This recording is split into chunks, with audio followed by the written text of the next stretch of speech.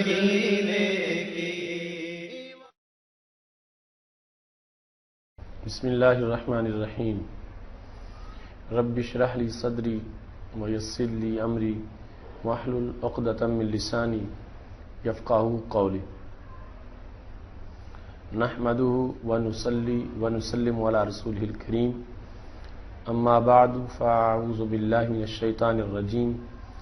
بسم اللہ الرحمن الرحیم۔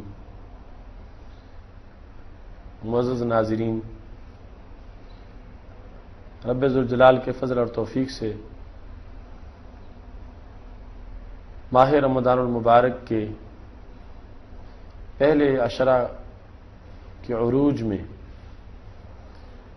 فضائل رمضان پروگرام کے اندر ہم حاضر ہیں۔ آج ہماری گفتگو کا موضوع ہے روزے کی حکمتیں۔ میری دعا ہے رب ذوالجلال ہم سب کو قرآن و سنت کا فہم عطا فرمائے اور قرآن و سنت کے ابلاغ و تبلیغ اور اس پر عمل کی توفیق عطا فرمائے۔ روزہ جو کہ ایک منفرد عبادت ہے، اس کے اندر غور و فکر سے متعدد حکمتیں معلوم ہوتی ہیں۔ سب سے پہلے نمبر پر روزہ ایمان بالغیب کا ایک عملی ثبوت ہے۔ ہم نے رب ذوالجلال کو بغیر دیکھے مانا ہے، اور ایسے ہی رسول اللہ صلی اللہ علیہ وسلم کو بھی بغیر دیکھے مانا ہے۔ ہمارے پاس قرآن مجید برہان رشید جس حالت میں پہنچا ہے، اس قرآن کو قرآن ماننے میں بھی ایمان بالغیب کا بہت بڑا حصہ ہے۔ چونکہ رسول اللہ صلی اللہ علیہ وسلم کو ہم نے پڑھتے نہیں سنا، جبریل علیہ السلام کو ہم نے لاتے نہیں دیکھا، لیکن اس کے باوجود اللہ کا فضل ہے، ہمیں 100% یقین ہے کہ یہ قرآن وہی قرآن ہے جو حضرت جبریل علیہ السلام لائے اور ہمارے رسول صلی اللہ علیہ وسلم نے اپنی امت کو پڑھ کے سنایا۔ اب اس کا ایک حکم تھا کہ روزہ رکھو۔ ایک انسان نے بغیر کسی سے ضمانت لیے کہ واقعی یہ اللہ کا حکم ہے بھی یا نہیں، اس کو مانا اور مان کے سارا دن بھوکا رہا، پیاسا رہا اور نیت کے ساتھ اس نے اپنے روزے کو مکمل کیا، حالانکہ قرآن کے اترنے سے لے کر آج تک 14 صدیاں گزر گئی ہیں، اس کے باوجود اس نے اس کلام کو اتنا حتمی جانا اور عملاً ایمان بالغیب کا مظاہرہ کرتے ہوئے اس انسان نے روزہ رکھا، تو ہم یہ سمجھتے ہیں کہ یہ روزہ ایمان بالغیب کا ایک امتحان ہے، اور اس سے انسان میں عملاً ایک امانت کا مظہر پیدا ہوتا ہے۔ امانت جو ہے اس کے لحاظ سے انسان کو ایک سلیبس ملتا ہے، یعنی اگر یہ انسان خیانت کرنا چاہتا تو کہیں چھپ کے کھا پی لیتا، مگر رب کے ساتھ اس نے اپنا رویہ امانت والا رکھا ہے، تو اس واسطے بندوں کے ساتھ بھی امانت کرنے کا، امانت دار رہنے کا طریقہ اس روزے سے ظاہر ہوتا ہے، اور روزے کے عمل سے بندے کو یہ فائدہ یقیناً میسر آتا ہے۔ اور ظاہری زندگی کا جہاں تک تعلق ہے تو کھانے پینے سے ہی تقریباً بیماریاں جنم لیتی ہیں، جب اس میں انسان نظم و ضبط کا مظاہرہ نہیں کرتا اور کھانے پینے میں احتیاط نہیں برتتا اور ہر وقت کھاتا پیتا رہتا ہے یا ضرورت سے زائد کھا لیتا ہے، تو اس کی وجہ سے بیماریاں جنم لیتی ہیں۔ تو روزے دار نے روزہ رکھ کے اپنے کھانے پینے کے نظام کو متوازن کیا اور بھوک اور پیاس کا عادی بننے کا اس نے تجربہ کیا تو اس سے ظاہری زندگی میں بھی ایک نکھار واقع ہوا۔ اس واسطے کہ سیدنا حضرت ابو ہریرہ رضی اللہ تعالیٰ عنہ رسول اللہ صلی اللہ علیہ وسلم سے یہ حدیث روایت کرتے ہیں کہ ہمارے آقا صلی اللہ علیہ وسلم نے یہ فرمایا ہے، صوموا تصحوا، تم روزہ رکھو تاکہ تم صحت مند بن جاؤ۔ تو اس سے پتہ چلتا ہے کہ روزہ ایک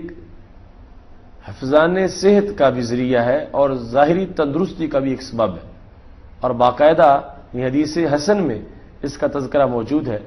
کہ سید عالم نور مجسم شفیع معظم صلی اللہ علیہ وسلم نے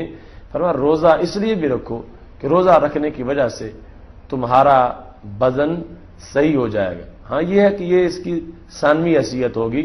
اصل یہ ہے کہ رب ذوالجلال کی رضا کے حصول کے لیے روزہ رکھا جا رہا ہے، اور پھر اس میں یہ عقلی فوائد بھی موجود ہیں کہ جس وقت روزہ رکھا جائے گا تو انسان کو تندرستی میسر آئے گی اور اس کا دل جسم جو ہے وہ بالکل تندرست اور توانا ہو جائے گا۔ قرطبی نے اپنی تفسیر میں یہ لکھا ہے کہ ایک بہت بڑا نصرانی طبیب تھا، حضرت امام زین العابدین رضی اللہ تعالیٰ عنہ سے اس کی ملاقات ہوئی تو اس نے حضرت امام زین العابدین رضی اللہ تعالیٰ عنہ سے یہ کہا، العلم علمان، علم الادیان و علم الابدان۔ کہنے لگا کہ علم دو ہی قسم کے ہیں، ایک ہے علم ادیان اور دوسرا علم ابدان، یعنی ایک ہے دینوں کا علم اور دوسرا ہے بدنوں کا اجسام کا علم۔ تو کہنے لگا یہ بڑے دو علم ہیں۔ یہ کہنے کے بعد اس نے کہا کہ تمہارا قرآن جو ہے وہ ایک علم سے بالکل خاموش ہے، وہ علم ابدان ہے، یعنی بدن کی اصلاح اور بدن کے معاملات پر اور ظاہری حیات پر تمہارا قرآن رہنمائی نہیں کرتا۔ حالانکہ یہ ایک نصف علم ہے ابدان کا علم، تو چاہیے تھا کہ قرآن مجید طبی مسائل بھی بیان کرتا اور طب کے لحاظ سے بھی قرآن مجید سے رہنمائی ملتی، جبکہ تمہارا قرآن اس سے بالکل خاموش ہے۔ سیدنا امام زین العابدین رضی اللہ تعالی عنہ فرمانے لگے کہ ہمارے قرآن کی جو پوری تعلیمات ہیں وہ تو اپنی جگہ، اگر اس قرآن مجید کی نصف آیت تم دیکھ لو تو نصف آیت کے اندر جو طب ہے تم اس کا اندازہ نہیں کر سکتے۔ اس نے کہا کون سی آیت؟ حضرت امام زین العابدین رضی اللہ تعالیٰ عنہ نے کہا کہ اللہ تعالیٰ کا فرمان ہے، کلو واشربو ولا تسرفو، کھاؤ پیو اور اسراف نہ کرو۔ تو کہنے لگے یہ حفظان بدن کے لیے ہے اور یہ طبی رہنمائی ہے اور یہ بدن کی اصلاح کا علم ہے کہ کھانا اور پینا ان دونوں کے اندر یہ حکم دے دیا گیا کہ کھاتے پیتے وقت یوں کھاؤ کہ جس میں اسراف نہ ہو۔ اسراف جو ہے وہ جا کے بیماری کا سبب بنتا ہے، یعنی اسراف یہ ہے کہ ضرورت سے زائد کھا لینا، شکم بھر کے کھا لینا، اور یہ بھی اسراف ہے کہ ہر وقت کھاتے رہنا، اس سے بیماریاں جنم لیتی ہیں۔ جس وقت اس حکیم نے یہ سنا تو امام زین العابدین سے کہنے لگا واقعی اس آیت میں بہت سی طب موجود ہے۔ کہنے لگا تمہارے قرآن نے تو طب کا بیان کیا مگر تمہارے نبی علیہ السلام نے طب کے بارے میں کچھ نہیں بیان کیا۔ تو اس پر حضرت امام زین العابدین رضی اللہ تعالیٰ عنہ نے کہا کہ رسول اللہ صلی اللہ علیہ وسلم کے طب کے بارے میں جو فرامین ہے وہ اپنی جگہ، تم صرف ایک بات جو ہے اس کو دیکھو، ایک حدیث شریف ان فرامین میں سے، وہ کیا ہے؟ رسول اللہ صلی اللہ علیہ وسلم ارشاد فرماتے ہیں ما مال ابن آدم وعان شرم من بطنہ بحسب لقیمات یقمن صلبہ، کہ رسول اللہ صلی اللہ علیہ وسلم نے فرمایا انسان کا کسی بطن کو، کسی برتن کو بھر دینا اتنا برا نہیں ہے جتنا پیٹ کو بھر دینا برا ہے۔ کوئی برتن بھرا جائے تو اس میں اتنی قباحت نہیں جتنے پیٹ کے بھر دینے میں قباحت موجود ہے۔ رسول اللہ صلی اللہ علیہ وسلم نے فرمایا چند لقمے کافی ہیں جن کی وجہ سے بندے کی پشت قائم رہے، اور اس سلسلہ میں بندے کو تجاوز نہیں کرنا چاہیے اور شکم سیر کر کے بھر کے کھانا نہیں کھانا چاہیے۔ جس وقت یہ حدیث شریف حضرت امام زین العابدین رضی اللہ تعالی عنہ نے پڑھی تو وہ نصرانی کہنے لگا میں معترف ہوں اس بات کا ما ترک کتابکم ولا نبیکم لجالینوس طبن، کہ تمہارے قرآن نے اور تمہارے رسول صلی اللہ علیہ وسلم نے جالینوس کے لیے کوئی طب باقی نہیں رہنے دی، سب طب انہوں نے بیان کر دی ہے۔ اس سے پتہ چلا کہ قرآن مجید اور رسول اللہ صلی اللہ علیہ وسلم کے فرامین جو طبی طور پر بھی بندے کی رہنمائی کرتے ہیں اور کامل طریقے سے رہنمائی کرتے ہیں، اس رہنمائی کا ایک انداز یہ ہے کہ یہ روزہ لازم کیا گیا تاکہ کچھ وقت کے لیے جو معدہ ہے اس کو ریسٹ مل جائے اور ہر وقت وہ بھرا نہ رہے، اور اس میں سال کے اندر باقاعدہ اس کی ایک ایسی صفائی کا موقع اس کو میسر آ جائے جس کی وجہ سے پورا سال باقی جو ہے وہ صحت و عافیت کے ساتھ اپنا کام کرتا رہے۔ اس واسطے ظاہری زندگی کا نکھار بھی روزے میں پنہاں ہے، اور باطنی زندگی تو یقیناً اس میں تعمیر ہی اور سیرت کا ہر باب ہی وہ اسی روزے سے مکمل ہونے والا ہے۔ اس کے بعد اس میں عقل کا یہ مطالبہ ہے کہ انسان روزہ رکھے۔ ویسے انسان کا اگر کھائے بغیر گزارا ہو سکتا ہوتا تو انسان کبھی نہ کھاتا، اس واسطے کہ جو کچھ انسان کھاتا ہے اس کا انجام اگر انسان دیکھے تو انسان کھانا چھوڑ دے، کہ جو چیز اس نے کھائی ہے کھانے کے بعد وہ اس کی صورتحال بن گئی ہے، جتنی وہ گندگی میں تبدیل ہو گئی ہے، انسان اس لیے بھی کھانے سے پرہیز کرتا، اور پھر اس گندگی کو اپنے بدن سے جدا کرنے میں انسان کو جو حالت اختیار کرنی پڑتی ہے، اس کو اپنا بدن ننگا کرنا پڑتا ہے، تو یہ بھی ایک بہت بڑی قباحت تھی۔ تو اگر انسان کا بس چلتا ہوتا تو انسان کبھی بھی نہ کھاتا۔ تو خالق کائنات جل جلالہ نے اس کو کھلایا اس پر قہر کے لیے، مطلب یہ ہے کہ اس کے نفس کی سرکوبی کے لیے، یعنی اگر انسان نہ کھاتا ہوتا نہ پیتا ہوتا اور اتنی کبھی حالت جو اس گندگی کے خروج کے وقت اس کی ہوتی ہے نہ بنتی ہوتی تو ہر انسان اس قدر خطرہ تھا کہ کہیں سرکش باغی بن کے ربوبیت کا دعویٰ نہ کر بیٹھے۔ تو رب ذوالجلال نے انسان کو دبانے کے لیے اس کو کھلایا کہ وہ ایسی حالت سے گزرے اور ایسا مرحلہ اس کو پیش آئے جسے دیکھ کر اسے پتا چلے کہ جو اس طرح کا ہو وہ رب نہیں ہوتا، یعنی جس سے گندگی کا خروج ہوتا ہو اور مسلسل جس میں کچھ وقت کے لیے گندگی بن جاتی ہو اور پھر ایک کبھی حالت میں جا کر وہ بندگی کو اپنے بدن سے جدا کرتا ہو، تو یہ حالت بندے کو رب نے اس لیے دکھائی کہ بندے کا تکبر خاک میں ملتا رہے اور کبھی بندہ اس طرف نہ بڑھے کہ وہ معاذ اللہ رب ہونے کا دعویٰ کر دے۔ تو اس واسطے پتا چلا کہ کھانے میں نفس عقل کے لحاظ سے کوئی عظمت نہیں تھی، کھانے پینے میں عقل کے لحاظ سے کوئی وقار نہیں تھا، چونکہ جو کچھ آگے جا کے اس سے بنتا ہے وہ اتنی گندگی کا سلسلہ ہے کہ جس کو انسان پسند نہیں کرتا۔ تو پھر عقل کا اصل تقاضا نہ کھانا اور نہ پینا ہے، عقل کے نزدیک انسان کا اصل وقار نہ کھانا اور نہ پینا ہے، تو لہذا روزہ وہ بندگی ہے جس نے انسان کے اصل وقار کی طرف انسان کو متوجہ کیا ہے، یعنی یہ بھوک اور پیاس انسان کو انسانی عظمت کی طرف متوجہ کر رہی ہے، اور خالق کائنات جل جلالہ نے اس کے اندر بھی انسان کو بہت سی عظمتوں سے نوازا ہے۔ اس کے بعد حالت روزہ جو ہے اس میں اگر ہم توجہ کریں تو امام محی الدین ابن عربی کہتے ہیں کہ روزہ رکھنے سے اصل مقصد یہ ہوتا ہے کہ انسان جو ہے جو طبی طور پر مألوف چیزیں ہیں ان سے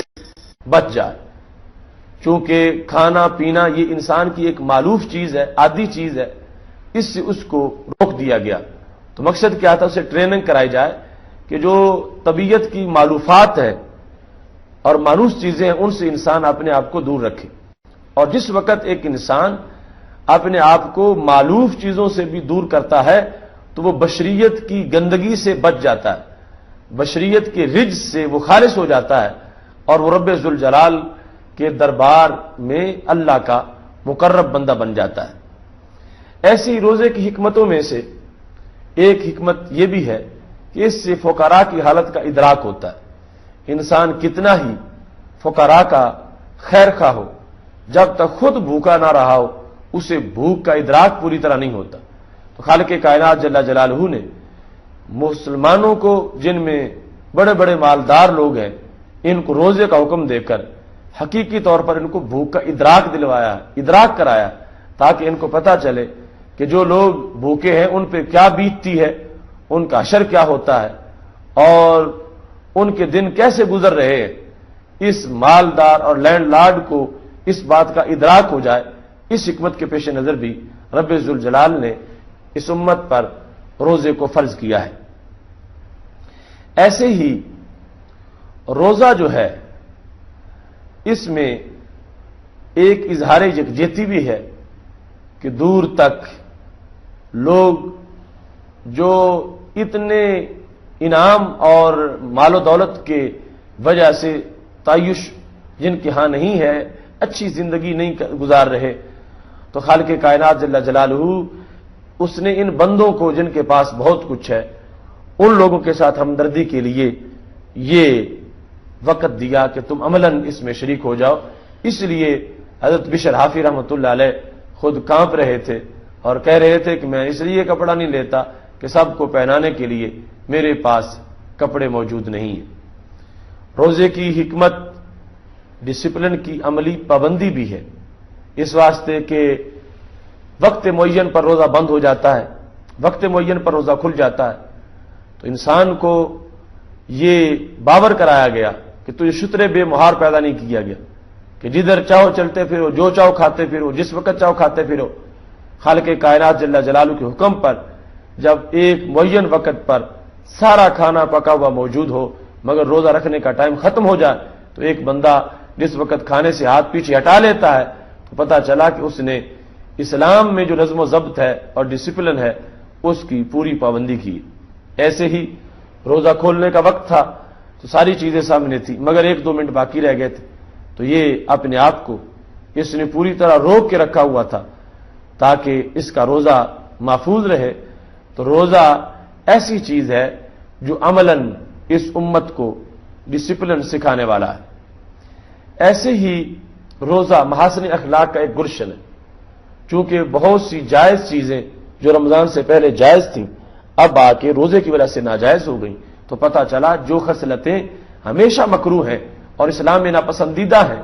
ان کو پھر ہمیشہ کے لیے اپنے بدن سے دور کر دینا چاہیے اور ان کے خلاف مکمل ایکشن لیتے ہوئے اپنی سیرت کے اندر ان کو بالکل داخل نہیں ہونے دینا چاہیے۔ روزے کی اگر فرضیت کا انداز دیکھیں تو اس میں بھی بڑی حکمتیں ہیں۔ مثال کے طور پر روزہ دن کا فرض کیا گیا، رات کا روزہ فرض نہیں کیا گیا۔ اگر روزہ رات کا فرض کیا جاتا تو پھر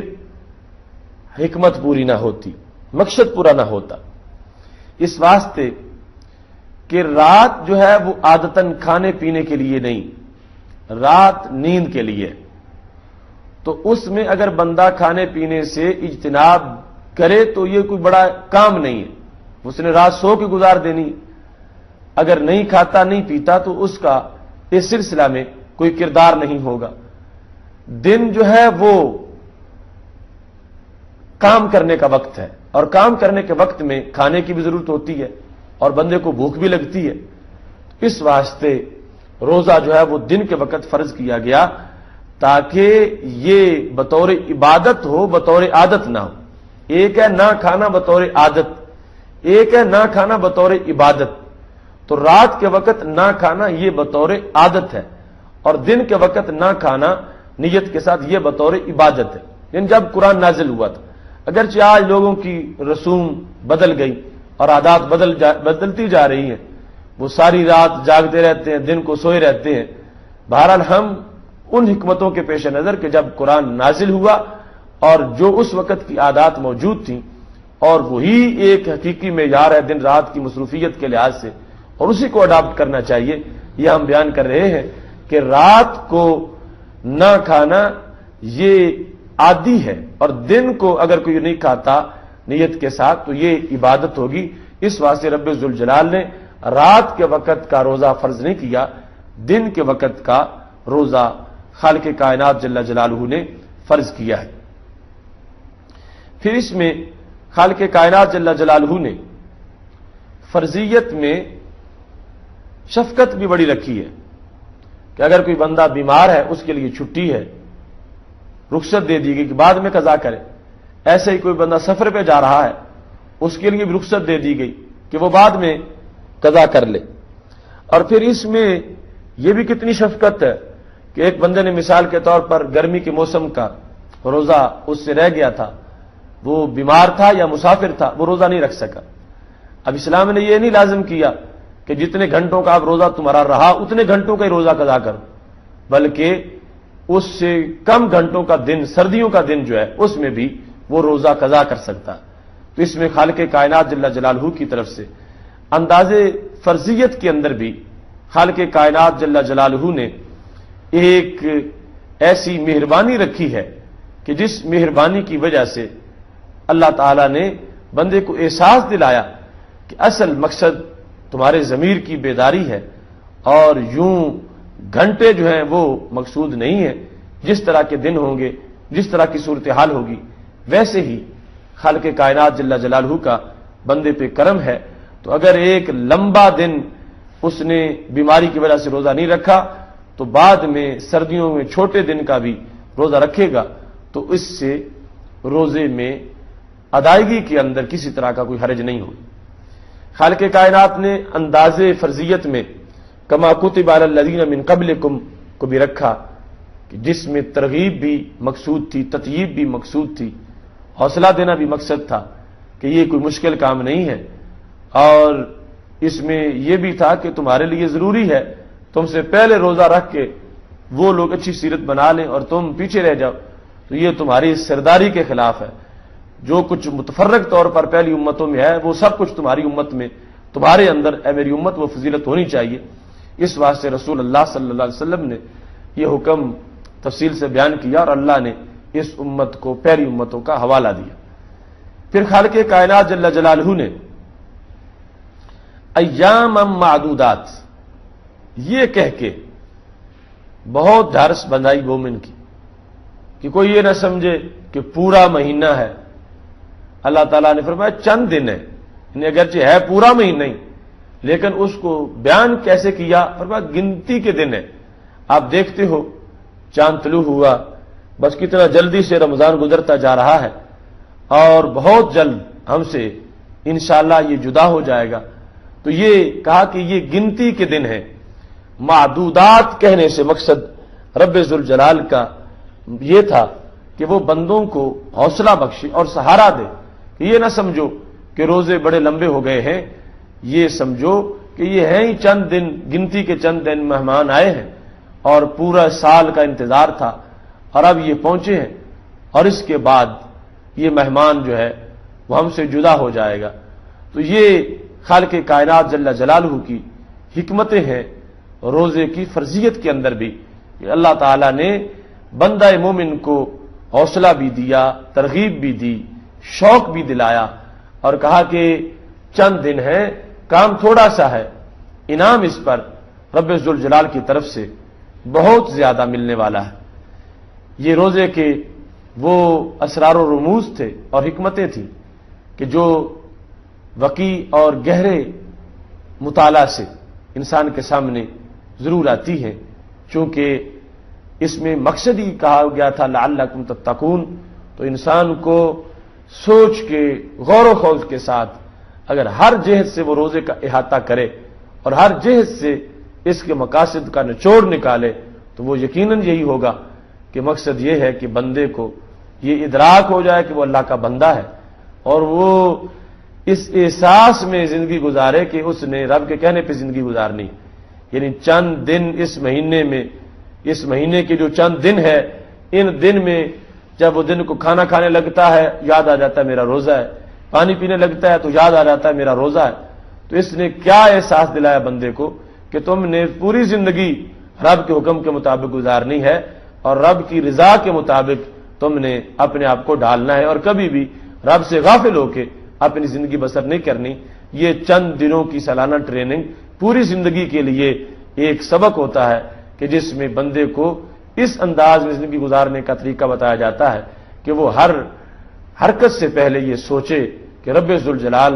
اس پر خوش ہوگا یا ناخوش ہوگا۔ میری دعا ہے خالق کائنات جل جلالہ ہم سب کو رمضان المبارک کی حقیقی عظمتیں پانے کی توفیق عطا فرمائے اور روزے کی حکمتوں کو سمجھتے ہوئے اس کے مطابق روزہ مکمل کرنے کی توفیق عطا فرمائے۔ وآخر دعوانا ان الحمد للہ رب العالمین۔